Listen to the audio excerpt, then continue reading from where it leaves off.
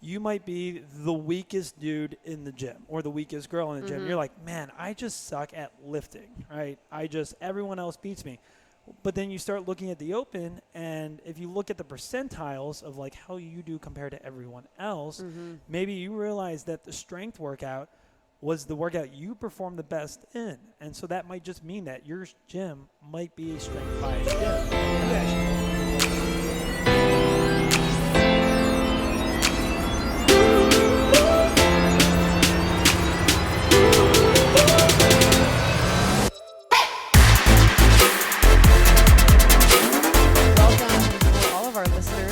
This is our very first podcast that the Boom Show is producing. Ooh, Boom Show. Yeah, the Boom Show. The happenings at Burg CrossFit. And so if you are not a member of Burg CrossFit and you find yourself listening to this podcast, welcome, especially to you.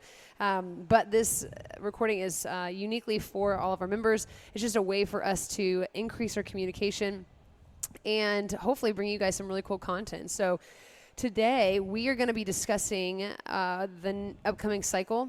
It's going to be about 8 weeks long and what it all entails and all that kind of good stuff. So, but before I kind of get going here, I've got a fun guest here with me today. It's not just myself, Olivia, recording. So, Jeffrey, tell us a little bit about yourself.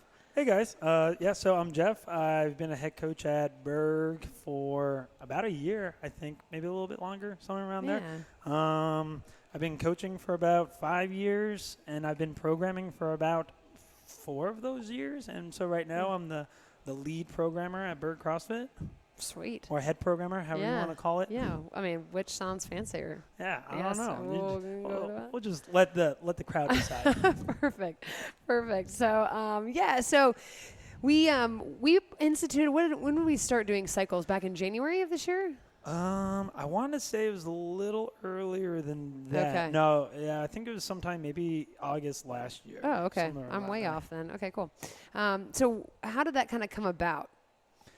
So, I mean, at my previous gym, we always kind of believed in cycles. I learned from a guy who always believed in cycles, and they were always around 6 to 8 weeks.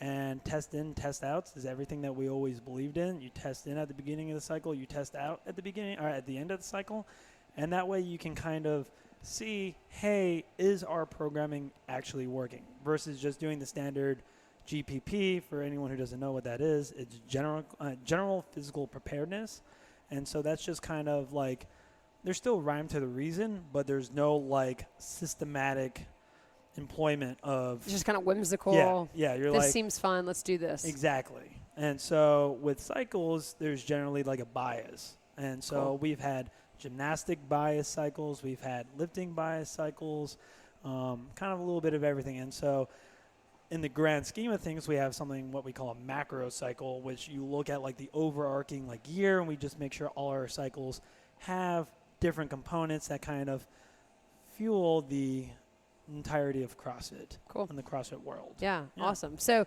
this cycle that we're going to be starting this week is preparing us for the Open, with the Open kind of having shifted a little bit from the February timeline now to October. So we get a double duty this year. We're so special. So tell us a little bit about what we can expect to see in our gyms. So if you guys don't already know, the CrossFit Open, at least in my eyes, is probably one of the most important competitions in the entire CrossFit world. The reason being is the analytical data that comes with it. And so if you guys don't know what the Open is, basically it's 5 weeks long. Each week, I believe on Thursday at like 8 p.m. Yeah. You have until like Monday night the next week to be able to complete this workout that they post. And so you can try it as many times as you want to. You can do a one and done. We always do Friday night lights. Anyways, so you post your workout, or they post their workout. You do it, you score it, you turn in the score, and then at the end of it, you look at your score and how you compare it to not just everyone in the gym, but everyone potentially in the world, everyone in your age bracket. It could be, you can even like break it down to like all the firefighters. If you're a firefighter, you can do it by the state. You can do it. Yeah, so you can just break lots it of down. Data. Yeah, lots and lots of data. Cool.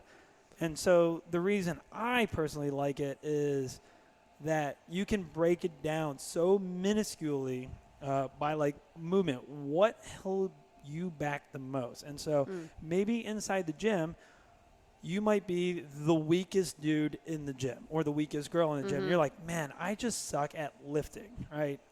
Everyone else beats me.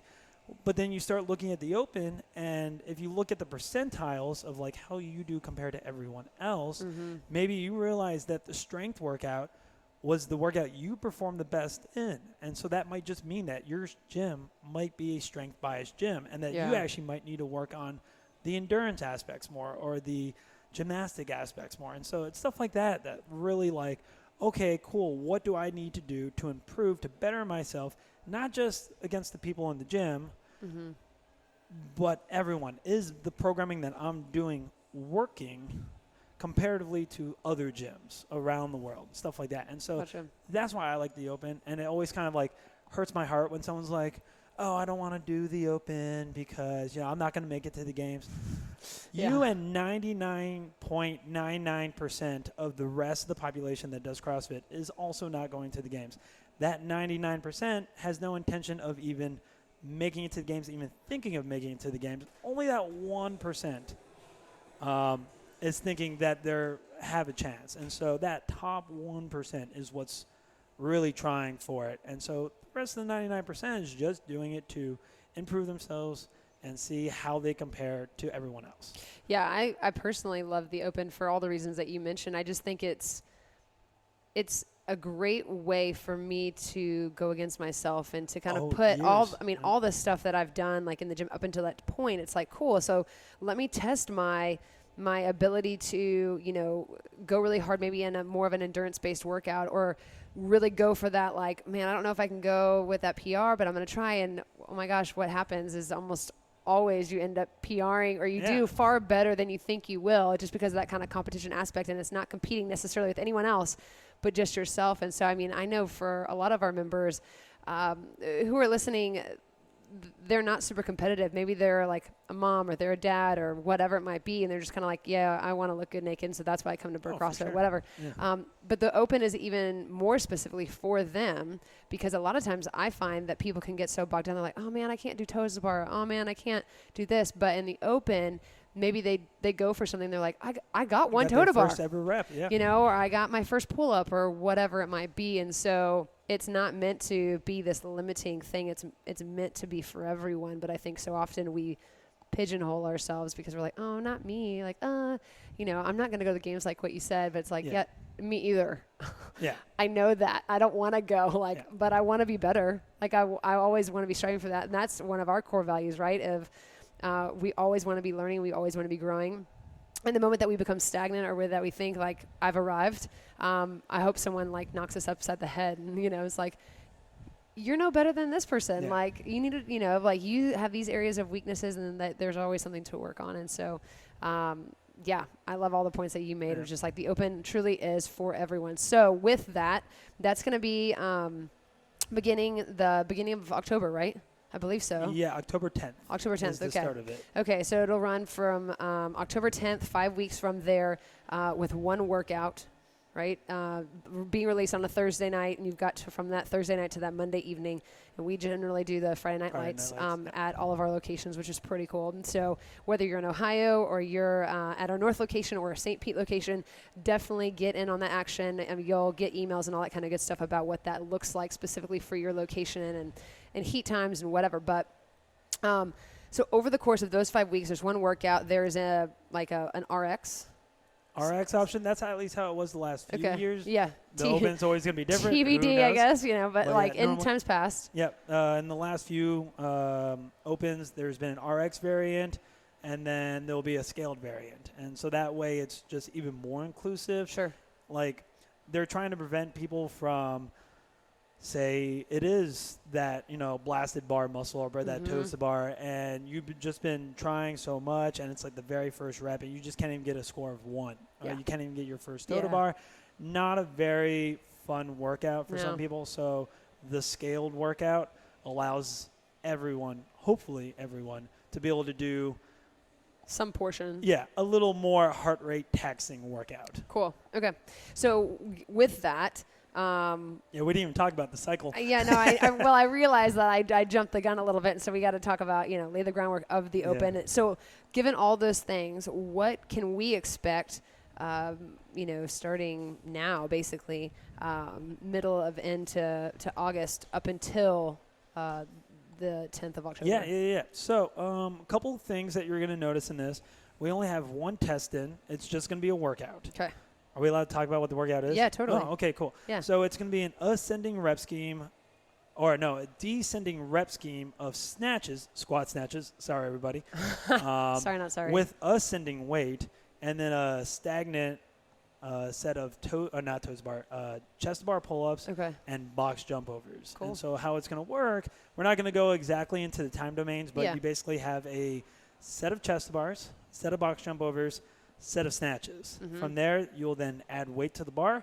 You do a set of chest bars, set of box jump overs, set of snatches. Add some weight, do it again. You keep going up until time runs out. Eventually, there is a final weight that you basically have to be really, really, really strong to be able to handle. Most people are going to find a limiting factor sometime before that. Okay. And then, and that's kind of how a lot of the CrossFit Open workouts are, is that they have the conditioning piece kind of in the beginning. And then as the workout gets further along, they start having more advanced or more difficult movements. So the conditioning kind of weeds out the people who don't have the cardio aspect. Yeah. And then it leaves only the more, I'm not going to say elite, but the advanced CrossFitters, the ability to do the more advanced movements because they made it through the rigorous conditioning part. Makes sense. Yeah. Okay, so that's going to be the test in. Yes. So what kinds of things can we expect throughout the the given weeks? Like once we do the test in, we get through there. What are the following weeks going to look like? For specifically, obviously, we're talking about the CrossFit programming. Yes. So this is only specific to the CrossFit programming. The barbell and Burg Fit is going to be mostly GPP. Yep. Because we want to have a more focus on the actual CrossFit Open, so we don't want to throw people in the barbell program on this huge strength cycle just to get into the Open and be like, oh God, I don't know what to do. Makes sense. Yeah. So anyways, in the CrossFit programming, a couple things you're going to see is previous CrossFit Open workouts. Yep. On those days, I guess I need to go into another tangent. There's two different aspects of CrossFit. There's CrossFit as a sport, and then there's CrossFit as fitness. And fitness is what we do on a normal daily basis. You come into the gym, you see a workout.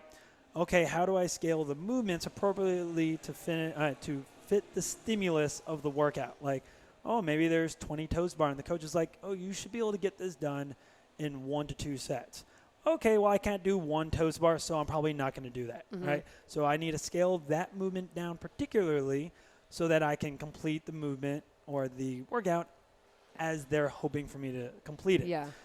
That's CrossFit as fitness. Okay, CrossFit as sport, you're doing the same movement that everyone else is doing. And if that's a limiting factor, then you just have to come to the acceptance that you probably need to start working on that movement. Yeah. And so we're going to have a couple CrossFit Open workouts each week. It might be 1, it might be 2. I don't think there will ever be more than 2, hopefully. I don't know. We'll find out. And then on those days, we're only going to have programmed RX and scaled, right? Just like the normal Open is. And so what we're going to try and promote is, hey, if you're taking the Open seriously, you should try and only do the RX variant or the scaled variant and don't mix match the two. Okay, that's if you're trying to take the Open seriously. That way you can kind of start realizing before the Open shows up what movements you might need to work on. Like it might be toes bar, it might be pull-ups, heavy lifting, under fatigue, it might be pull-ups, whatever it might be, instead of just scaling those movements down because you don't like them. Okay. Obviously, this is optional. Okay, we're not going to force this on anyone. We're not like, what the hell are you doing? Why are you doing RX this and scale that? If you want to change the workout up to fit a stimulus, you are 100% more than welcome to. We're not going to enforce that whatsoever. We're just going to recommend it to anyone who wants to compete to a degree in the Open. Yeah, other than that, all the other days are going to be more, not GPP in a sense, but you're not going to see as much running because there's never any running in the open. Yeah. You're not really going to see rope climbs because there That's hasn't never been there. any rope climbs in the open. I'm still going to program kettlebells because I'm still waiting for those guys to show up. I know, me too. So you're still going to see all the normal standard CrossFit movements, not as much running. You will still see it. So don't expect it to People just are go like away. It will still be there. Clapping in their cars as they listen. Yeah, no running. Praise the Lord. There will still be running, just not as much, and not as much rope climbing, stuff like that. You'll still see all the advanced movements because guess what? They still show up, even though they might be at the end. Cool. You might see ascending workouts that like increase in difficulty over the course of time. Yeah. You just might see horrible, long, Chipper, 19-minute workouts that are 19 wall balls and 19 calories on the rower for, what was it, 18 minutes? Oh, my 15 gosh. minutes, It was something? so long. Yeah, I was like, this is never ending. It's only been 4 minutes. Yeah. One other thing you're going to see is the homework. And so we've kind of tailored back on the homework. I don't know if that was just because everyone was getting burnt out, no one was doing it. Maybe the homework wasn't as appealing to other people, whatever it might be. Yeah. But the homework, we're actually going to be going over the homework on every Monday for the next, I believe this cycle is actually 8 weeks long. Yeah, it's Don't a little quote bit me. longer. Yeah, it's a little bit longer just to make us up right to the open. But on Monday, we're going to go over efficiency aspects or certain movements. It might be getting your first chest bar or efficiency in chest bars, whether it's kipping chest bars or butterfly chest bars. That way, like the RX athletes still have something to work on, intermediate athletes. Everyone's got a little something. Everyone's got a little something. Cool. Efficiency in wall balls, right? Everyone gets too caught up in just doing wall balls that they start losing form. And once you start losing form, then everything just goes out the door, right? You start doing granny wall balls. You're not hitting depth. You're not hitting the target. You're not breathing. That's a big thing in wall balls. Yeah, and mentally you're pooped, and then you start doing sets of like 5. And everything just gets bad. So like this upcoming week, we're actually going to be going over in the class efficiency techniques on wall balls, how to breathe, where to keep our hands, position, stuff like that, to be able to try and maintain like efficiency strategies on the shoulders and whatnot, versus tensing up. Yeah. And then you'll have a little like, I guess, a test in each week of like, hey, like this week, for example, I'm kind of giving up the programming, is you're going to be doing a max unbroken set of wall balls. And so it's like, how many can you do? And if you know that you're going to be able to do like 50 plus of whatever weight you normally use, then we tell you to bump it up, the weight. That way you start getting adjusted to the heavier stimulus. Yeah. Anyways, Cool. and so then on each day, it might be like, hey, on Monday you're doing an EMOM for 5 minutes or 10 minutes of 15 wall balls. And then the next day you're doing 16 wall balls. And then the next day you're doing 17. That way you're just building that engine a little bit, that consistency on learning how to pace wall balls. Can you let your shoulders from burning out? Stuff like that. So, that's sweet. It's kind of like the main deal, I think, of the next cycle. There's a lot of good stuff. So it's going to be about 8 weeks long. It's going to be focused more on getting everyone conditioned and ready for the open, to looking at those types of pieces and kind of nailing down some of those movements, and as well as giving everyone kind of homework, should they want to do that, and different tips and tricks and all that kind of good stuff. And so there's literally something for everyone here. Which is really, really cool. And so, and like Jeff said, if you want to really prepare yourself for the open, like stick with just the RX or stick with just the scale, and not mix and match and, kind of create a smorgasbord of stuff. Though if you want to do that, like neat, good, but you won't necessarily be able to do that at all if you are wanting to put your score in for the open. So it's kind of preparing you mentally for, okay, I'm committing to this workout, knowing I can't do bar muscle ups right now, but I'm going to spend 5. I mean, I did that last open. I spent however many minutes just trying to get one, and so just practicing and realizing, okay, that's a weakness of mine. So now I got to go and do that and got to go work that out. So really cool. So thanks so much for kind of coming on. No problem. Just as a reminder, everyone, real quick, make sure you guys are signing into class. We've got the Committed Club. It just requires 15 sign-ins, unique sign-ins over the course of a month. And we've got drawings that are going to be giving away at the end of the month, and then quarterly and yearly, all that kind of good stuff. So make sure that you guys are getting the credit when you guys are coming into class and logging your results and all that kind of good stuff, because We're just giving free stuff away. So it's pretty awesome. Yeah, you're doing all the hard work, going to class, working out, killing yourself, laying on the ground, and then you're like, oh, I got to leave. And then you don't even sign it. Like the easiest part. Yeah, just sign in. Yeah, just That's literally That's all put we your ask. name in. That's all. That's all. Cool. Well, you guys have a great rest of your week, and we'll see you in class.